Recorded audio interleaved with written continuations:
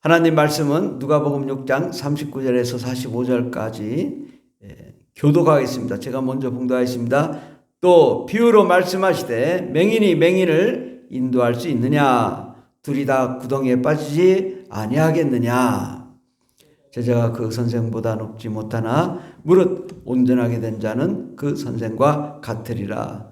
어찌하여 형제의 눈 속에 있는 티는 보고 내 눈 속에 있는 들보는 깨닫지 못하느냐? 너는 내 눈 속에 있는 들보를 보지 못하면서 어찌하여 형제에게 말하기를 형제여 나로 내 눈 속에 있는 티를 빼게 하랴 할 수 있느냐? 외식하는 자여 먼저 내 눈에서 들보를 빼라. 그 후에야 내가 밝히 보고 형제의 눈 속에 있는 티를 빼리라. 못된 열매 맺는 나무 좋은 나무가 없고 또 좋은 열매 맺는 못된 나무가 없느니라.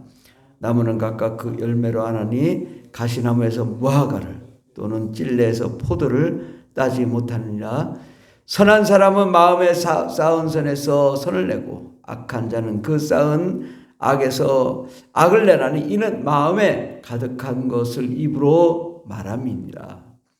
오늘 말씀의 제목은 하나님은 열매를 구하신다 라는 말씀으로 함께 은혜 받고자 합니다.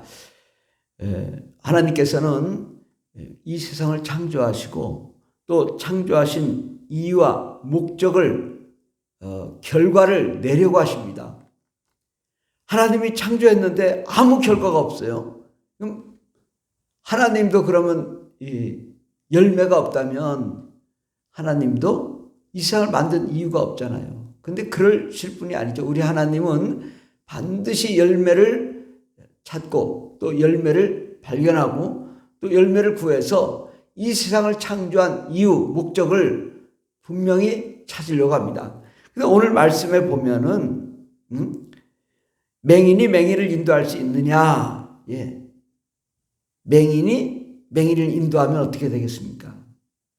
우리가 이제 이 열매, 우리 열매만 얘기하지 또 교회가 부흥됐다. 그럼 교회가 부흥되면 1000명, 10,000명, 10만 명, 50만 명 이렇게 부흥이 돼도 잘못된 목사를 통하여 잘못된 가르침을 받으면 엉뚱한 길을 갈 수가 있습니다. 그 맹인이 맹인을 인도할 수 있느냐?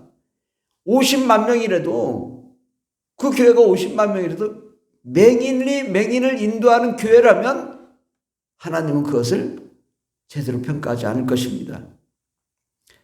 하나님의 평가 방식은요, 우리의 평가 방식과 다릅니다. 아무도 복음을 전하지 못했어도 그 상급이 어마어마한 사람이 있습니다. 우리 대한민국에 처음 복음을 전할 때 토마스 선교사가 대동강 앞에서 복음을 전했습니다. 어떻게? 배가 불이 타고 또 이제 마지막으로 나올 때 성경책을 들고 강물을 넘어서 이제 육지로 왔는데 거기서 마지막으로 박충건이라는 사람한테 예수를 믿으라고 하고 성경책을 주고 목배임을 당했습니다. 결국은 한 사람도 구원하지 못하고 죽임을 당한 거예요.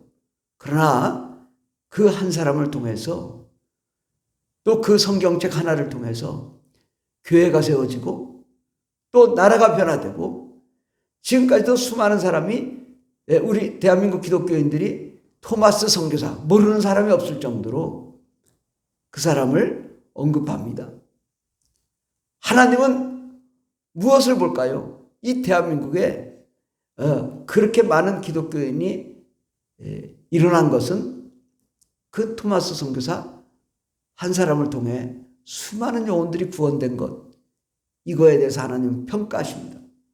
겉으로 볼 때는 한 명도 구원을 못했어요.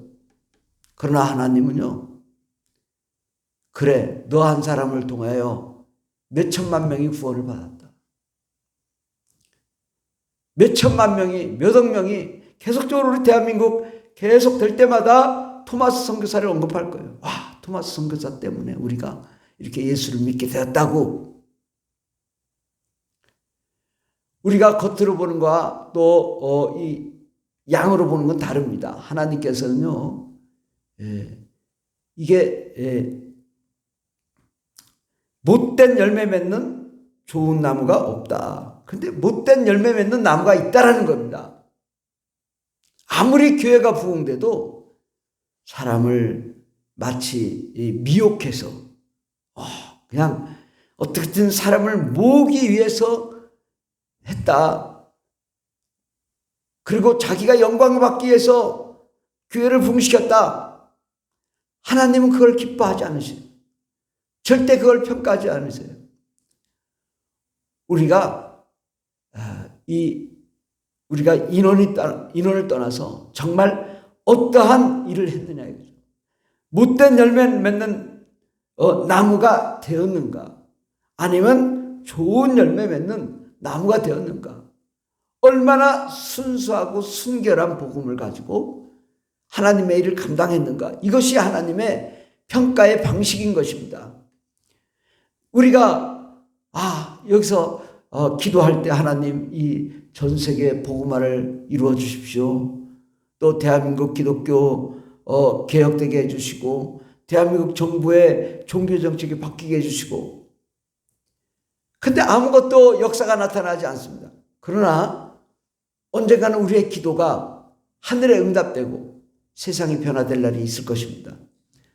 그렇게 됐을 때 하나님은 그래, 너에게 아무것도 나타나지 않지만 나는 너를 통하여 대한민국이 종교정책이 개혁되고 정부의 종교정책이 개혁되고 대한민국 기독교가 개혁되고 전 세계 복음화를 이뤘으면 이에 상급을 주시는 것입니다. 그러므로 어떤 열매를 맺느냐, 이게 소중한 것이죠. 내가 정말 주를 위해서 정말 사심 없이 하나님 앞에 좋은 열매 맺는 나무가 돼야 된다. 우리의 기도가 하늘에 상달되어서 하나님의 영광의 역사에 이르는다면 그것은 50만 명, 100만 명의 성도가 있다 하더라도 그 성도, 그 교회보다 더 큰 상급을 받을 수 있습니다. 그러므로 우리가 겉으로 보는 그런 인간적인 판단이 아니라 하나님이 보실 때 과연 합당한 믿음을 가졌는가, 정말 주를 위해 순수하고 순결하게 좋은 열매 맺기를 위해서 헌신하였는가, 그리고 선한 목적을 향하여 우리가 달려갔는가, 이것을 하나님은 평가하시고 판단할 줄 믿습니다. 물론 우리가 많은 영혼들을 구원해야 됩니다. 그러나 많은 영혼 구원해도 정말 하나님의 말씀에 입각해서 정말 주님의 마음에 합한 대로 많은 영혼들을 구원할 때 하나님의 큰 역사를 이루시고 또한 하늘에서 그 상급을 허락해 주실 줄 믿습니다. 좋은 열매 맺는 못된 나무가 없다. 좋은 열매 맺는 나무가 못된 나무가 없다. 좋은 나무는 좋은 열매를 맺습니다. 우리는 정말 하나님 앞에서 좋은 열매 맺기 위해서 끝까지 정말 선한 마음으로, 깨끗한 마음으로, 하나님 앞에 순결한 마음으로 온전히 기도하고 부르짖고 기도하다 보면 반드시 때가 되면 하나님께서 우리의 기도를 들으시고 이루어질 줄 믿습니다.